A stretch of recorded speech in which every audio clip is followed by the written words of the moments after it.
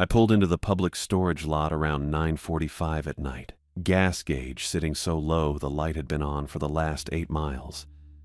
Didn't matter. I was there. The place sat just outside Duluth, tucked behind a Menards that had closed hours ago. My headlights swept across the chain-link fence and the rows of orange roll-up doors stretching back into the dark. I killed the engine and sat there a second, hands still on the wheel, trunk weighed down with boxes I couldn't keep hauling from one temporary spot to the next. That was it. That's why I'd taken the job. Well, that and the money. The staffing agency had called it an overnight facilities attendant position, which sounded better than what it probably was, sitting in an office for 8 hours making sure nobody broke in. But it paid $17 an hour, cash bonus if I stuck it out for 30 days, and they threw in a free storage unit for as long as I worked there. I needed all 3. The layoff had come back in March. Software company out of Minneapolis, the kind that hired remote workers and then cut half of them when a funding round fell through. I'd been good at the job. Didn't matter. They'd gutted my department in one morning, sent the email at 8:30, and by 9:15 my access was revoked and I was staring at my kitchen table wondering what the hell came next. Savings lasted 2 months. I'd tried picking up freelance gigs, some web design work, but nothing stuck. Rent was due, then past due. Then my landlord started texting instead of calling, which meant he was documenting everything and I was probably 30 days from eviction. And yeah, I'd tried reaching out to Sarah, my ex. We'd ended things back in January, one of those slow collapses where neither of us did anything wrong, but we couldn't figure out how to be right together. I thought maybe, with everything falling apart, she'd want to talk, maybe grab coffee. I don't know what I thought. She didn't. She'd been polite about it. That was worse, probably. Just a short text saying she hoped I figured things out, but she didn't think it was a good idea for us to meet up. I read it twice, then deleted her number so I wouldn't be tempted to try again. So when the staffing agency called about an overnight shift with a signing bonus and free storage, I said yes before the woman finished explaining the job. Didn't even ask what the work was. Figured it didn't matter. I popped the trunk and climbed out. The air smelled like asphalt and pine, that deep woods scent you get this far north even when you're standing in a parking lot.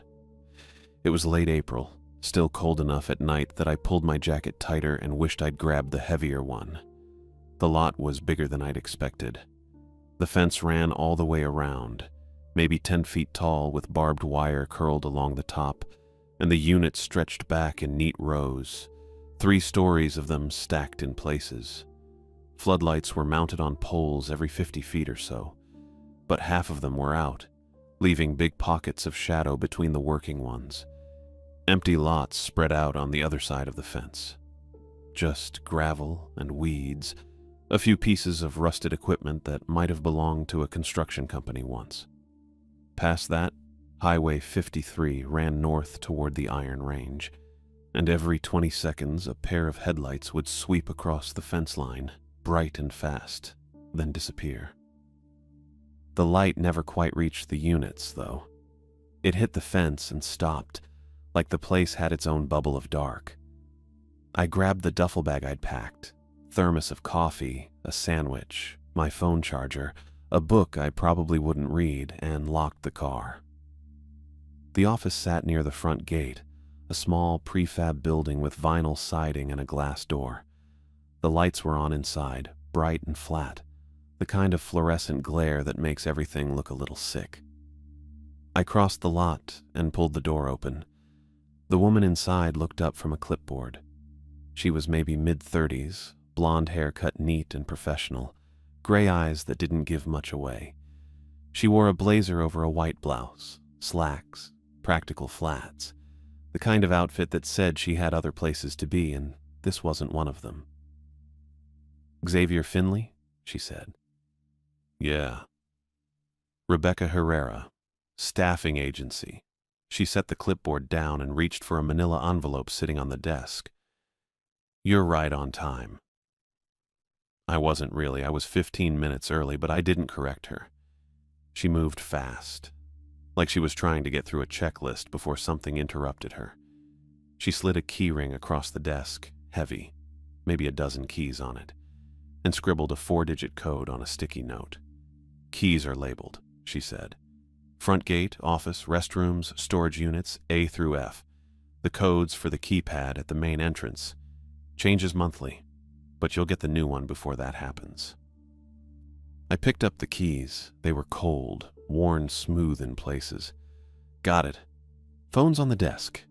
She gestured to an old landline, the kind with a coiled cord and a base unit that looked like it hadn't been updated since the 90s. It only dials one number. If you need to reach someone, use that. I waited for her to say whose number it was. She didn't. What if I need to call 911? I asked. She hesitated, just a fraction of a second. Use your cell for that. Okay. She picked up the manila envelope again and held it out. It was sealed, my name written across the front in blue ink. You need to read this before midnight. Instructions for the shift. Don't open it before you're ready to start. I took it. The paper felt thick, expensive. Why not now? Just don't. That bugged me a little, but I let it go. She was already moving again, gathering her blazer from the back of the chair and picking up her purse. Security cameras, she said, nodding toward a monitor in the corner. The screen was split into 4 sections, each one showing a different angle of the lot. Except 2 of the feeds were just static, gray and crackling. They're quirky. Don't rely on them. Quirky how? They cut out sometimes, or they don't record right. Just check the lot in person if you think something's wrong. I glanced at the monitor. The 2 working feeds showed the front gate and a section of units near the back. Nothing moved. Got it. She slung her purse over her shoulder and headed for the door, then stopped and turned back. Her expression hadn't changed, but something in her posture had tightened. You have everything you need? I think so. Good. Don't leave the property during your shift. Don't let anyone in after midnight. Read the envelope. She said it fast, like she was checking off boxes, and then she was gone, the door swinging shut behind her. I stepped to the window and watched her cross the lot to a silver sedan parked near the fence. She didn't look back, just unlocked the car, climbed in, and pulled out onto the access road, taillights disappearing toward the highway. The silence hit me then. Not the kind where you notice the quiet, but the kind where the quiet notices you. I turned back to the office. It was small, maybe 12 by 12, with a metal desk, a rolling chair that squeaked when I sat down, and a filing cabinet shoved into the corner. The fluorescent lights buzzed faintly, a sound I knew I'd stop hearing in about 20 minutes, but that felt loud now. The monitor flickered, one of the static feeds jumping for a second before settling back into gray noise. The envelope sat on the desk in front of me. I checked my phone. 9:58. 2 minutes until 10. The start of my shift. I set the keys down next to the envelope and leaned back in the chair, staring at my name written across the front. The ink was neat, careful, like someone had taken their time. The building settled around me, a faint creak from somewhere overhead. Outside, the wind picked up, rattling the chain-link fence.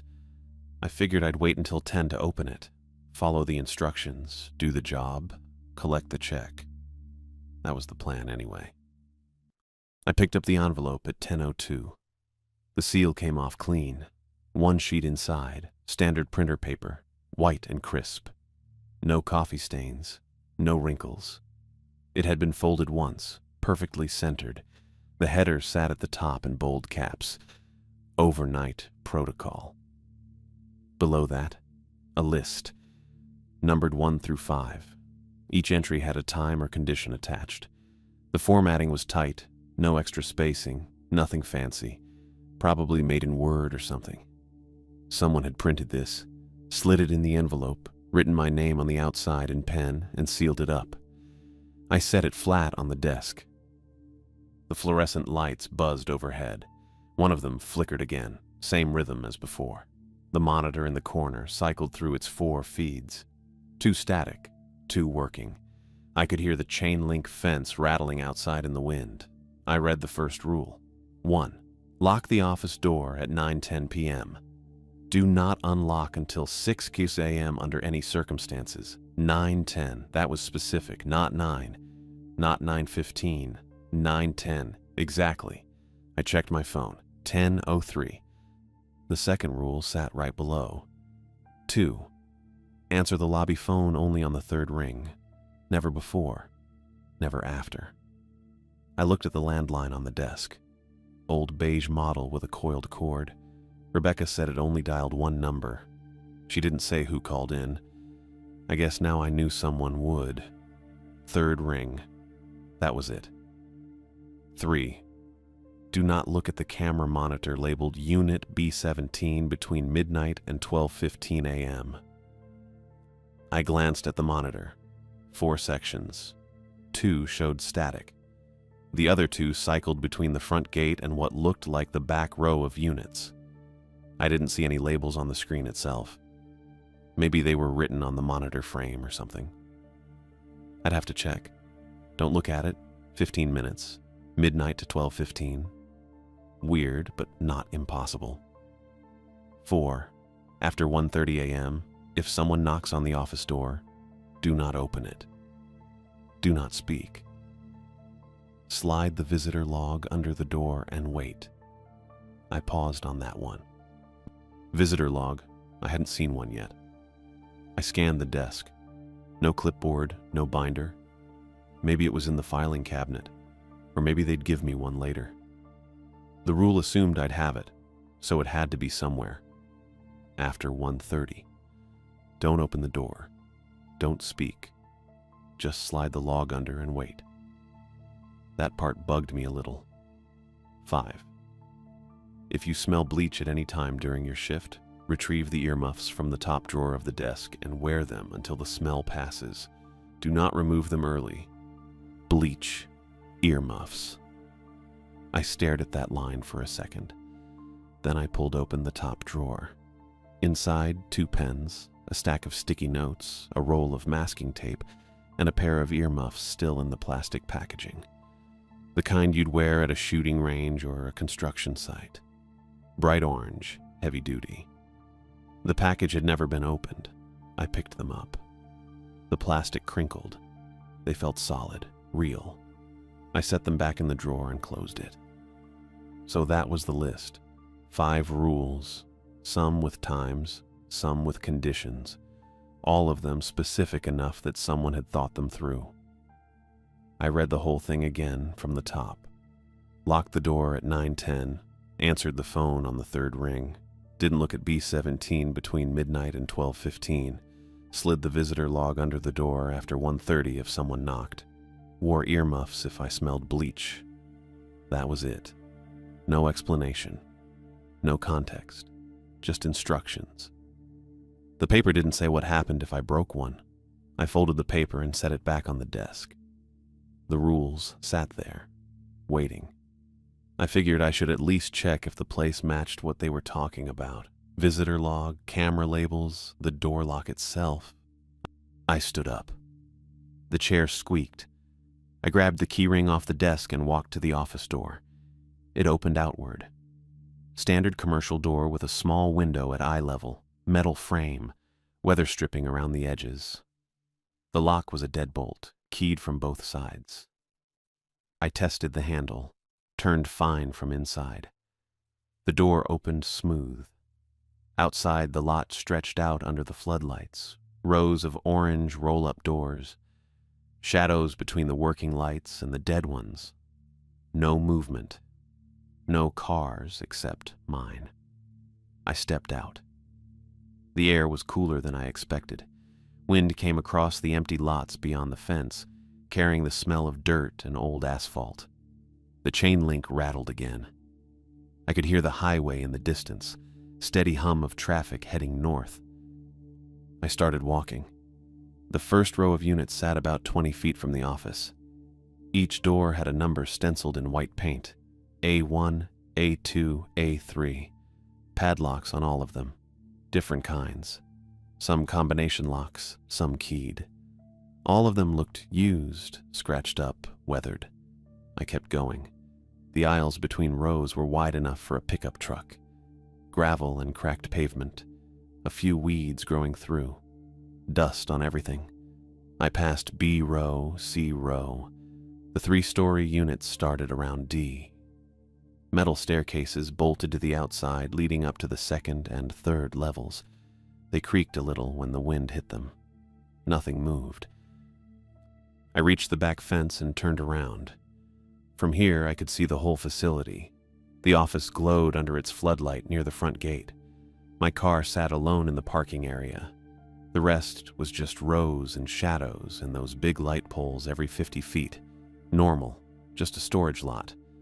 I walked back toward the office, taking a different route. Past E row, F row, more of the same. Orange doors, padlocks, dust. One unit had a dent in the door, bottom right corner. Another had rust streaking down from the handle. Small details. Nothing strange. Back inside, I locked the door behind me. The office felt smaller now. I sat down and checked my phone. 10:14. I looked at the monitor again. The feeds cycled. Front gate, back units, static, static. I leaned closer, checking the frame. There, small strips of masking tape on the bottom edge of the screen. Someone had written on them in marker. Top left, gate. Top right, B row.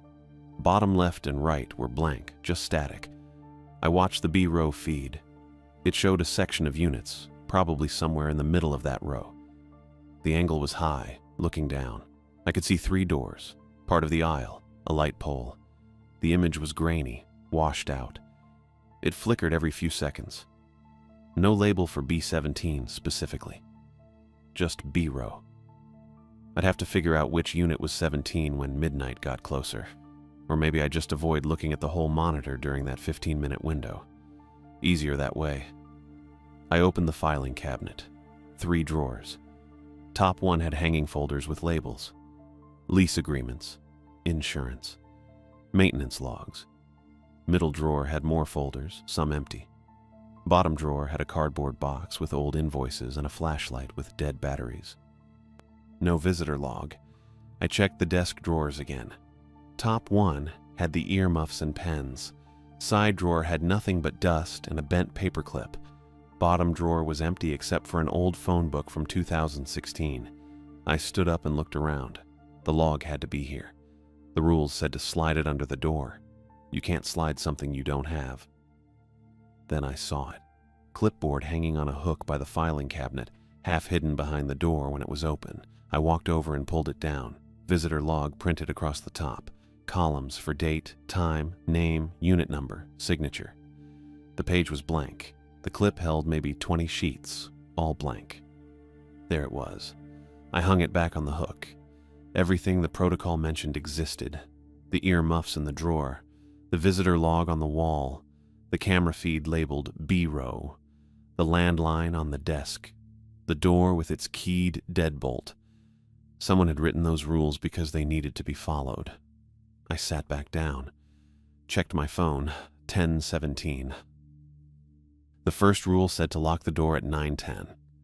I'd missed that by over an hour, but Rebecca had told me the shift started at 10. She'd handed me the envelope and said not to open it before I was ready to start. So maybe the rules were from a previous shift schedule. Or maybe I was supposed to adjust them. Or maybe I'd already messed up. I picked up the protocol sheet again, read the first line. Lock the office door at 9:10 p. The phone rang at 10:40.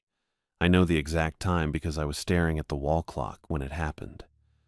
One of those round institutional clocks with a white face and black numbers. The kind that ticks loud enough to hear when everything else is quiet. The ring cut through the office, old-fashioned, shrill. Not like a cell phone, more like a fire alarm, but shorter. I looked at the phone on the desk. Beige plastic, coiled cord. The handset sat in its cradle and the whole thing vibrated slightly with each ring. Rule 2. Answer on the third ring. Never before. Never after. First ring. I kept my eyes on the clock. The second hand swept past the 6. Second ring. My hand moved to the handset, but I didn't lift it.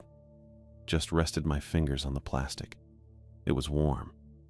Probably from sitting under the fluorescent lights all night. The second hand hit the 12. Third ring. I picked up. Hello? Static filled the line, not silence. Actual static, the kind you get on AM radio when you're between stations. It crackled and hissed, and underneath it I thought I heard something else. Wind, maybe. Or breathing. Then a man's voice came through. Calm. Even. Not friendly exactly, but not hostile either. Unit C9. Unit D14. Unit F22. He said them like he was reading off a grocery list. No inflection. Just stating facts. I didn't say anything. Didn't know what to say. Xavier. He used my name. Just dropped it in there. Casual. Like he already knew exactly who would answer. My hand tightened on the handset. You've done fine so far, he said. Still that same calm tone. Just remember, don't use the main hallway after midnight. I opened my mouth, not sure what I was going to say. Maybe ask who this was. Maybe ask what main hallway. The line went dead. Not a click, not a hang-up sound. Just dead air. Then the dial tone kicking in a second later. I sat there holding the phone for probably 5 seconds before I put it back in the cradle. My hands weren't shaking. That surprised me a little. I felt calm. Or maybe just blank. Like my brain hadn't caught up yet. I looked at the phone. There was a small display screen above the number pad. One of those green backlit ones that shows the time and caller ID on some models. It was blank. Not showing unknown caller or no caller ID. Just blank. Dark. Like the call never happened. I picked up the handset again and checked for a dial tone. It was there. Normal. I put the phone back down. The protocol sheet was still on the desk where I'd left it. I scanned through the rules again. Nothing about phone calls, just Rule 2. Answer on the third ring. It didn't say what to expect when I answered. Didn't say who might call. I stood up. The chair squeaked. The office computer sat on the corner of the desk. Old desktop model with a thick monitor. I'd noticed it earlier but hadn't touched it. The screen was on, showing a basic desktop with a few folder icons. I moved the mouse. The cursor responded. There was a folder labeled Security Feeds. I double-clicked it. A window opened showing the same 4-panel view as the monitor in the corner. Same feeds. Gate on the top left, B-row on the top right, static on the bottom 2. I clicked through the panels. The software let me expand each feed to full screen. Gate first. Empty. Chain link fence. The access road beyond it. Darkness past that. A car passed on the highway in the distance. Headlights swept across the frame and disappeared. Back to the 4-panel view. I clicked on B-row. The feed expanded. 3 unit doors, part of an aisle. A light pole casting everything in that orange sodium glow. No movement, no people. Just metal doors with padlocks and concrete. I watched it for maybe 10 seconds. Nothing changed. Back to the 4-panel view. The bottom 2 feeds were still static. I clicked on one anyway. The static filled the screen, jumping and crackling. I closed it. I checked the other monitor, the actual security monitor mounted on the wall. Same 4 feeds, same static on the bottom 2. I looked at the labels on the bottom edge. Gate, B-row. The other 2 had no labels. Then I noticed something. There was a 5th label, tucked almost out of sight on the far right edge of the monitor frame. I leaned closer. B-17, written in faded marker on a piece of masking tape. I looked at the feeds again. Top left, gate. Top right, B-row. Bottom left, static. Bottom right, static. None of them were labeled B17. I touched the monitor frame. There was a small button on the side. I pressed it. The feeds changed. Top left still showed the gate. Top right switched to a different angle. Bottom left flickered and resolved into a hallway view. Bottom right stayed static. The bottom left feed, that was B17. It showed a hallway, narrow, concrete floor. A row of unit doors on the right side, maybe 4 or 5 visible in the frame. Overhead lights, but dimmer than the outdoor floods. The angle looked like it was mounted high on the opposite wall, pointing down the corridor. Nothing moved, just an empty hallway. I checked the clock. 10:48. Rule 3. Don't look at the camera monitor labeled B17 between midnight and 12:15. I was looking at it now. That was fine. It was only 10:48, but I needed to make sure I didn't look at it after midnight. I opened the top desk drawer, grabbed one of the pens and the sticky notepad. I wrote, "Do not look at B17 midnight 12:15. Block letters. Clear. I peeled off the sticky note and pressed it onto the monitor frame right above the bottom left feed, right above B17. The note stayed, bright yellow against the black plastic. I sat back down. The office settled around me. The fluorescent lights buzzed. The heater kicked on with a metallic rattle, pushing warm air through a vent near the filing cabinet. Outside, the wind picked up. I could hear it moving through the chain-link fence, a soft rattling sound, rhythmic. I checked my phone. 10:51. 9 minutes until midnight. I thought about the voice on the phone. Calm, using my name. "You've done fine so far." Fine doing what? Showing up? Reading the protocol, not screwing up yet, and the warning. Don't use the main hallway after midnight. I'd walked the whole facility earlier. Rows of units, aisles between them. I hadn't seen anything labeled main hallway. Maybe it was inside one of the buildings. The 3-story sections in D and E rows had staircases. Maybe there were interior hallways I hadn't seen. Didn't matter. I wasn't planning to leave the office anyway. Rule 1 said lock the door and don't unlock it until 6 in the morning. I'd locked it at 10:17, right after I'd hung the visitor log back on its hook. The heater cycled off.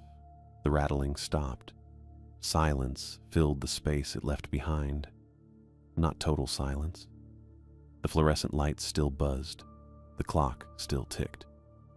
But the absence of the heater made everything feel quieter. I looked at the security monitor.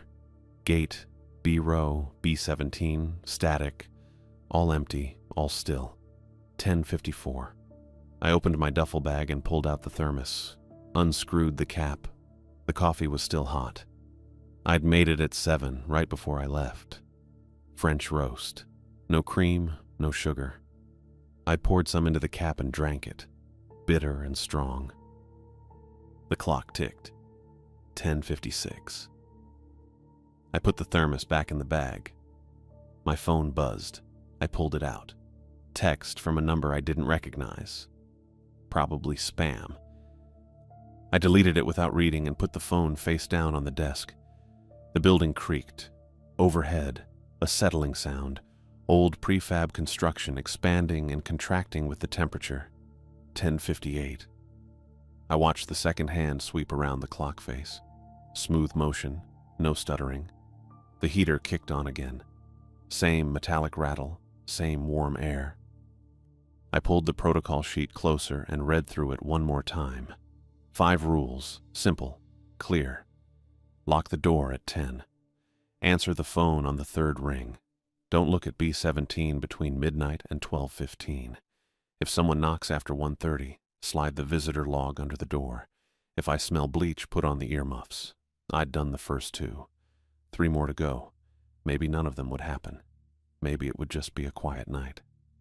6 hours of sitting here, then Rebecca would show up at 6 in the morning and I'd hand her the keys and go home. Probably not, though. 11 o'clock. 1 hour until midnight. I leaned back in the chair. It squeaked again. I made a mental note to see if there was any WD-40 in the filing cabinet. The wind rattled the fence outside. The fluorescent lights buzzed. The clock ticked. I kept my eyes on the monitor and waited. The sticky note fell at midnight exactly. I was watching the clock tick over from 11:59 to 12:00, and the second that happened, the yellow square just peeled off the monitor frame and dropped into my lap. Didn't flutter, didn't drift, just fell straight down. I looked at it sitting there on my jeans, my handwriting in block letters. Do not look at B17, midnight 12:15. And that's when I glanced up. I didn't mean to. It was reflex. The note fell. My eyes tracked up to where it had been, and there was the B17 feed right there in the bottom left quadrant. There was someone standing in the hallway, not down the hall, not walking past. Standing right there, inches from the camera, close enough that the image warped around them. The lens couldn't handle it. The whole feed bulged a little at the center, the way a fisheye lens distorts things, except this camera had been normal 2 seconds ago. I tried to focus on the face. Couldn't. It wasn't blurred exactly. More like the camera kept trying to focus and failing over and over, that constant hunting thing a lens does when it can't lock on. But this was a fixed security camera. Shouldn't have been doing that at all. The figure didn't move, just stood there. Completely still. The hallway behind them looked wet. The concrete floor had that dark shine you get after mopping, reflective patches under the overhead lights. I could see the reflection of the lights in the floor, could see the unit doors down the corridor in the background. But the person, the face, wouldn't resolve. I jerked back hard enough that the chair wheels squeaked. My hands hit the armrests and I shoved, rolling backward until the chair hit the filing cabinet with a metal clang that made me flinch. My heart was going, proper hammering. I grabbed the first thing within reach. A file folder from the desk corner, blue plastic with nothing in it. I lunged forward and slapped it over the monitor, covering all 4 feeds, held it there with both hands. The fluorescent lights buzzed overhead. Same rhythm they'd had all night. The heater rattled in the vent. Wind hit the chain-link fence outside. I was breathing too fast. I made myself count to 10. Then I lifted the folder just enough to see the other 3 feeds. Top left, gate camera. Empty access road, chain-link fence, distant highway with a single pair of headlights passing north. Normal. Top right, B-row exterior. 3 orange unit doors. The aisle between rows. The light pole, no movement, no people, normal, bottom right, static, same crackling gray-white noise it had been showing since I got here. I let the folder drop back down over the whole screen. The clock on the wall read 12:01, 14 more minutes. I pushed the chair back again, putting another foot of distance between me and the monitor. The folder stayed where I'd left it, propped at an angle against the screen. Part of it slid down. I could see the top edge of the gate feed, just the very top where the barbed wire caught the light. I looked away. My thermos was on the desk. I unscrewed the cap with hands that felt steadier than they should have been and took a drink. Coffee was still warm, French roast, bitter, no cream. I'd made it 7 hours ago in my apartment before driving up here. That felt like a different day. I set the thermos down and checked my phone. 12:02. No messages. No signal bars, actually. I'd had 2 bars when I got here at 9:45. 12:03. The building creaked overhead. Settling sounds. Temperature changes, probably. Old metal expanding and contracting. Probably. I picked up the protocol sheet from the desk and read Rule 3 again. If you look at camera monitor B17 between midnight and 12:15 a.m., do not look at it. That's not what it said. I read it again. Rule 3. Do not look at camera monitor labeled Unit B17 between midnight and 12:15 a.m. Right. Don't look, which I'd just done. I put the paper down. The sticky note was still in my lap. I picked it up, folded it in half, and shoved it in my pocket. 12:05. 10 more minutes. I stood up. Couldn't sit still anymore. The office was 12 by 12 feet. Not a lot of room to pace. But I walked to the filing cabinet and back to the desk. Then to the door. Pressed my ear against it. Nothing outside. No footsteps. No voices. Just wind and the hum of the floodlights. I checked the peephole. Too dark to see much. The nearest light pole was 50 feet away, and half the bulbs in this lot didn't work anyway. 12:07. I went back to the desk and looked at the monitor. The folder had slid down further. Now I could see the top half of the gate feed and part of the B-row feed. No movement in either. I left the folder where it was. My duffel bag was on the floor by the chair. I'd packed a sandwich in there. Turkey and cheese on wheat bread that I'd made this morning. Seemed like a good idea at the time. I wasn't hungry now. 12:09. I sat back down. The chair squeaked. I really should have looked for WD-40 earlier. The heater kicked off.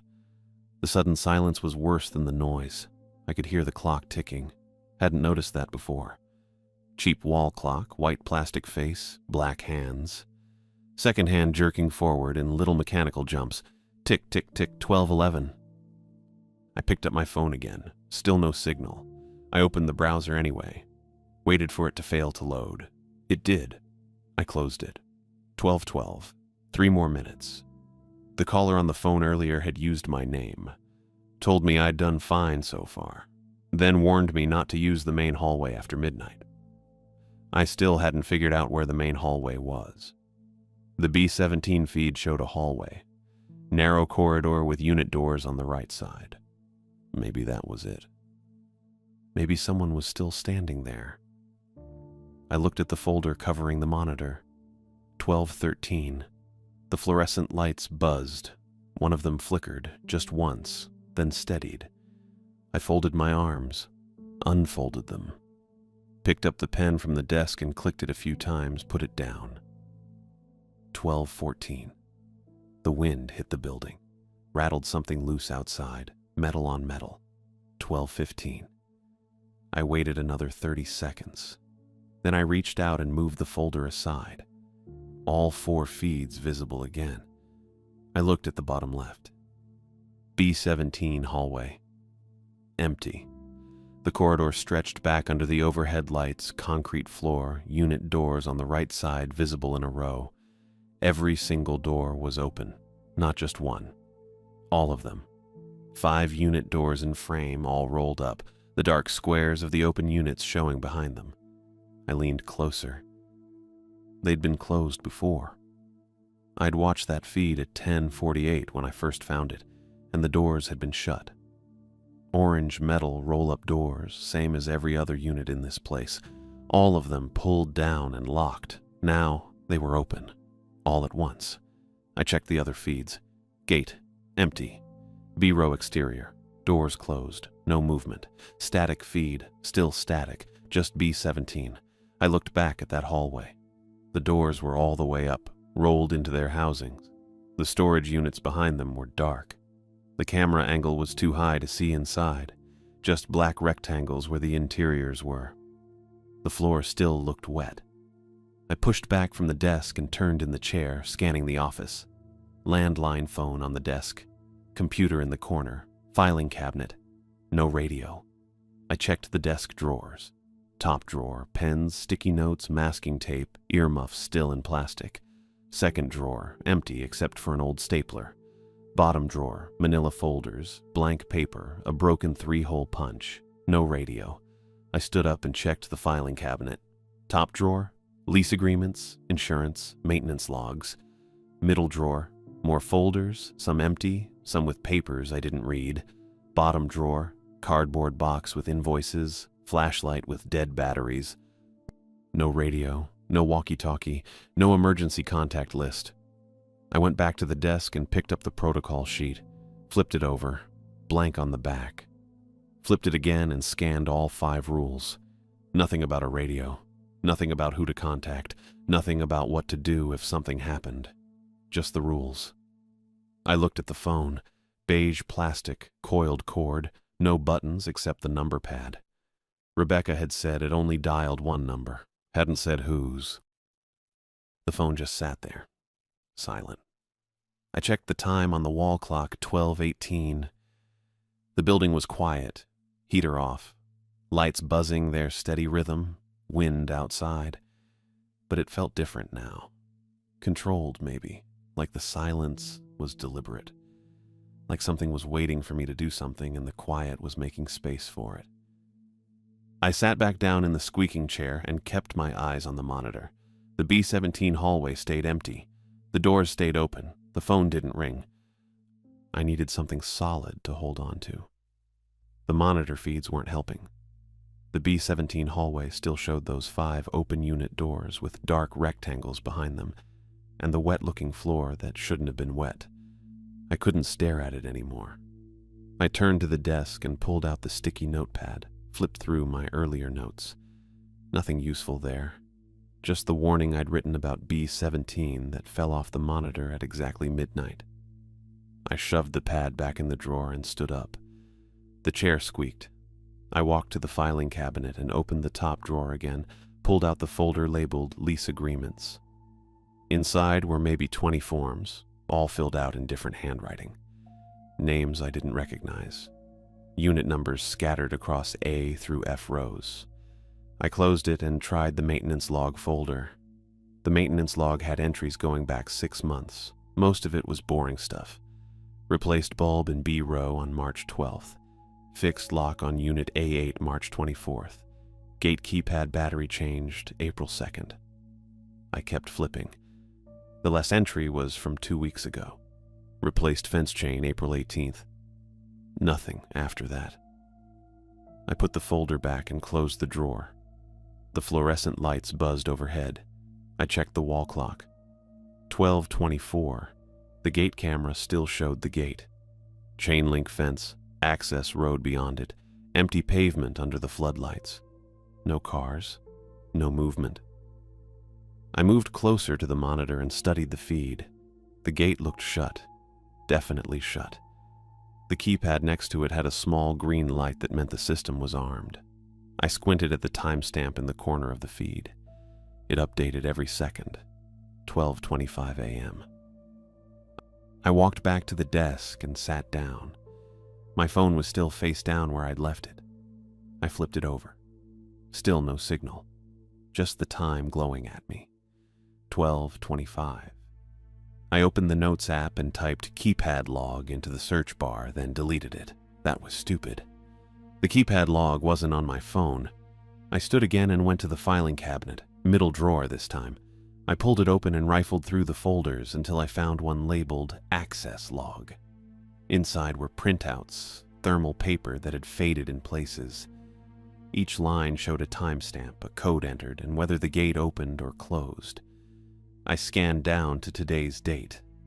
The last entry read 8:52 p.m., code accepted. Gate opened. No entry after that. I'd arrived at 9:45. Rebecca left around 9:50. Neither of us had logged out through the keypad because we'd used the pedestrian gate next to the office. But if someone else had come in after that, there'd be a record. Nothing. I closed the folder and shoved the drawer shut. The gate was locked. No one had entered since 8:52. That was something. A fact. I could work with facts. I tested the office door again. Walked over, gripped the handle, pulled. Locked. Solid. The deadbolt was engaged. I'd locked it at 10:17 and it hadn't moved since. I pressed my ear to the door again. Wind. The hum of the floodlights. Nothing else. The building felt wrong, though. Too still. Not quiet exactly. Still. The kind of stillness that made me aware of my own breathing. I stepped back from the door and looked around the office. 12 by 12 feet. Metal desk, squeaking chair, filing cabinet, monitor. The heater vent near the cabinet. The fluorescent lights overhead. Everything exactly where it had been. I sat back down. Checked the clock. 12:31. My thermos was on the desk. I unscrewed the cap and drank. The coffee was lukewarm now, bitter. I screwed the cap back on and set it down. The monitor still showed the B-17 hallway with those 5 open doors. I looked away. At 1:12, the smell hit. Bleach, sharp and chemical, pushing through the vent near the filing cabinet. Not faint, not subtle. It filled the room in seconds, thick enough that I could taste it in the back of my throat. I shoved the chair back and yanked open the top desk drawer. The earmuffs were still in their plastic packaging. I ripped it open, tore through the cellophane with my thumb, and pulled the orange earmuffs out. I put them on. The foam pads pressed against my ears and the world went muffled. The fluorescent buzz faded. The heater rattle disappeared. The bleach smell got worse. It surged, flooded the office, made my eyes water. I kept the earmuffs on. Rule 5 said, wear them until the smell passes. Don't remove them early. I sat there breathing through my mouth, trying not to gag. The odor peaked, then started to ease. Slowly. I counted to 30, then 60. The chemical burn in my nose faded to something tolerable. Then I felt it through the floor. A faint vibration, barely there. I pressed my feet flat against the concrete and waited. It came again, a low scraping sound I couldn't hear but could feel through my shoes. Rhythmic. Slow. It moved. I stood up. The vibration tracked along the left wall of the office, past the filing cabinet, paused, then continued along the back wall behind the desk, something wet dragging over concrete. That's what it felt like. Heavy, deliberate. I couldn't hear it because of the earmuffs, but I felt it circle the office. Left wall, back wall, right wall toward the door. It stopped near the door. The vibration faded. I waited. 10 seconds. 20. Nothing. The bleach smell was almost gone. Just a faint trace left. I pulled the earmuffs off, and the office sounds rushed back in. Fluorescent buzz, heater rattle, wind outside. I checked the clock. 1:23. I put the earmuffs on the desk and sat back down. My hands were shaking a little. I pressed them flat on the desk until they stopped. At 1:37, someone knocked on the door. 3 knocks. Measured, deliberate, evenly spaced. I didn't move. Rule 4 said if someone knocks after 1:30, don't open it. Don't speak. Slide the visitor log under the door and wait. I stood and walked to the filing cabinet. The visitor log clipboard was hanging on the hook where I'd left it. I grabbed it. 20 blank sheets with columns for date, time, name, unit number, signature. I carried it to the door. I crouched down. The gap under the door was maybe half an inch. I slid the clipboard underneath, angling it so it would fit. It scraped against the concrete and disappeared on the other side. I waited. 30 seconds passed, a minute. I heard nothing through the door. Then the clipboard slid back. I grabbed it and stood up fast, carried it to the desk under the fluorescent light. The top sheet had a new entry, blue ink, neat handwriting. The signature line read Rebecca Herrera in cursive. The name column said the same. The time column read 1:35 a.m. Unit number was blank. Below the signature, in the same handwriting, someone had written, "Please unlock the door. Fire inspector arrived early. Need access to office records." I stared at the pen strokes. The letters were too perfect, too uniform. Rebecca's signature when she'd handed me the envelope had been quick, a scrawl. This looked like someone had traced it, copied it. The pressure was wrong too.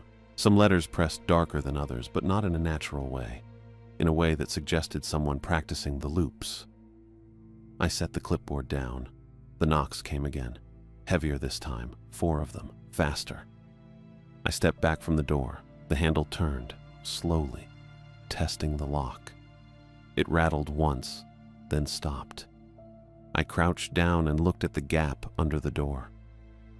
The darkness there looked wrong, too deep. The hallway outside should have been lit by the floodlights, some ambient glow coming through. but the strip of shadow under the door was black, complete. Like the space on the other side went down further than it should have. I stood up and backed away from the door until my legs hit the desk chair. The phone rang again at 1:43. I looked at it. The beige handset sat in its cradle, the ringer going steady and mechanical. I counted in my head. 4 rings. 5. I'd missed the third. Rule 2 said answer on the third ring, never before or after. And I'd been staring at the visitor log when it started, probably around ring 2. I didn't pick up. The ringing didn't stop. It kept going. 6 rings. 7. 8. The sound was patient. That bugged me more than anything else.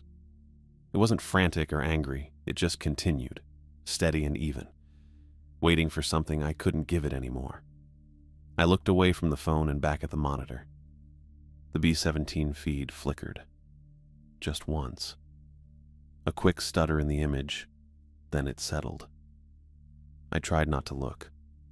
I focused on the gate camera instead, watching the chain-link fence and empty access road under the floodlights. Nothing there, just pavement and darkness beyond the lot. My eyes pulled back to B-17 anyway. The figure was there again, not at the camera this time.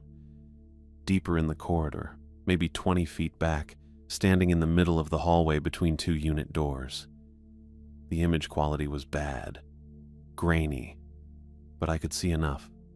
Black jacket, dark pants, a badge clipped to the chest pocket. I leaned forward. The badge had a white rectangular shape with text I couldn't read, but the layout matched mine exactly. Staffing agency ID. Same size, same clip. And on the right sleeve of the jacket I saw a stripe. Reflective material, about 2 inches wide, running horizontal across the bicep. I looked down at my own jacket. Plain gray hoodie, but underneath I still had my work jacket from the staffing agency onboarding. Navy blue with a reflective stripe on the right sleeve. Exactly where the figure's was. The phone kept ringing. 14 rings now. 15. On the monitor, the figure moved. Not smoothly. It jerked forward in short bursts, like a video buffering every half second. Stop. Lurch. Stop. Lurch. Each time it moved, maybe a foot closer to the camera. The corridor lighting didn't change, but the figure's face stayed in shadow. I couldn't see features. Just the outline of a head and shoulders and that badge on the chest. Behind the figure, one of the unit doors started rolling down. The orange metal door lowered slowly, the mechanical rattle cutting through the office even though the monitor had no speakers. I heard it anyway. Or maybe I just remembered what that sound was supposed to be. The door clanged shut. The phone rang again at the exact same moment. Ring 16. Another unit door started closing. Same slow descent. Same rattle and clang when it hit the concrete floor. Ring 17 landed perfectly in sync with the clang. I sat back in the chair. The figure jerked forward again. 2 more feet closer. Now maybe 15 feet from the camera. Still too far to see the face, but close enough that I could tell the jacket wasn't quite right. The fabric looked stiff. The sleeves hung wrong, too long or too loose. The reflective stripe caught the overhead lights in the hallway and flared white in the camera feed. Another door closed. Another ring. I finally got it. The protocol wasn't just rules. It was timing. The whole thing was designed to keep me off balance, to prevent me from syncing up with whatever the hell was happening out there at night. Answer the phone on the 3rd ring specifically. Don't look at B-17 between midnight and 12:15 exactly. Lock the door at 10:10, not 10 or 10:15. Every instruction had a precise window, and violating them meant falling into step with the building's rhythm instead of staying outside it. I'd already broken Rule 3 by looking at the monitor at midnight. Now I'd missed the 3rd ring. I didn't know what that meant yet, but the figure in the hallway kept moving closer and the doors kept closing in time with the phone, and I was pretty sure I was about to find out. Ring 22. Another door down. The figure jerked forward again. Now maybe 10 feet from the camera, I could see the badge more clearly. White rectangle with dark text and a photo in the upper left corner. Standard ID layout. I shoved the chair back and stood up fast. There was a closet. I'd noticed it earlier but hadn't opened it. Small door next to the filing cabinet, no label, just a metal handle. I crossed the office in 3 steps and yanked it open. Breaker panel. Gray metal box mounted on the back wall of the closet with the door hanging open and a column of black switches inside, each one labeled in faded marker. HVAC, lights, exterior, CCTV. I flipped CCTV down without thinking. The monitors went black. All 4 feeds died instantly, the screens cutting to nothing. The office lights died too. I hadn't touched that switch. I was sure I hadn't. But the fluorescence overhead clicked off, and the room dropped into darkness lit only by the glow of my phone face down on the desk and the faint green LED on the gate keypad visible through the office window.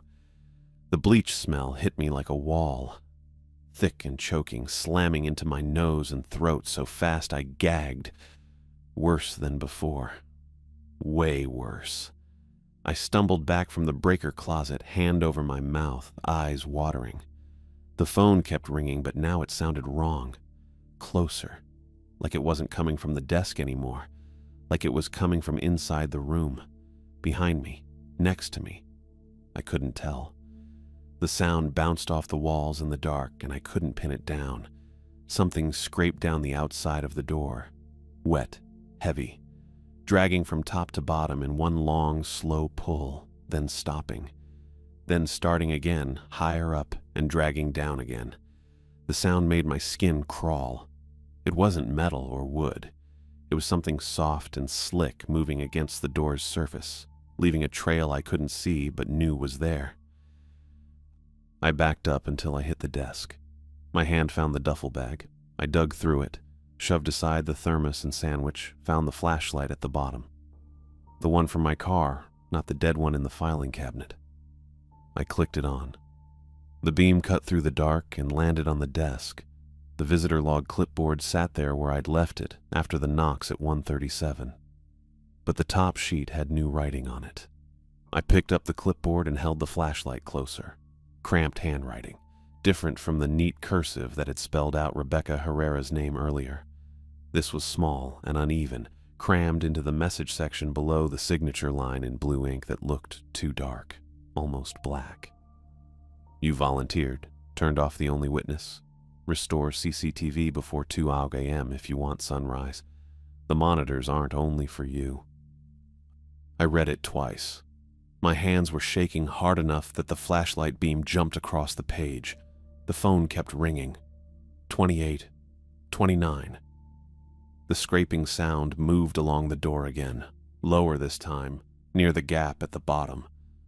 I could hear it clearly even over the bleach burning my throat and the ringing drilling into my skull. I looked at my phone. 1:54 a.m., 6 minutes. I crossed back to the breaker closet, swung the flashlight beam inside, and found the CCTV switch still in the down position. My hand hovered over it.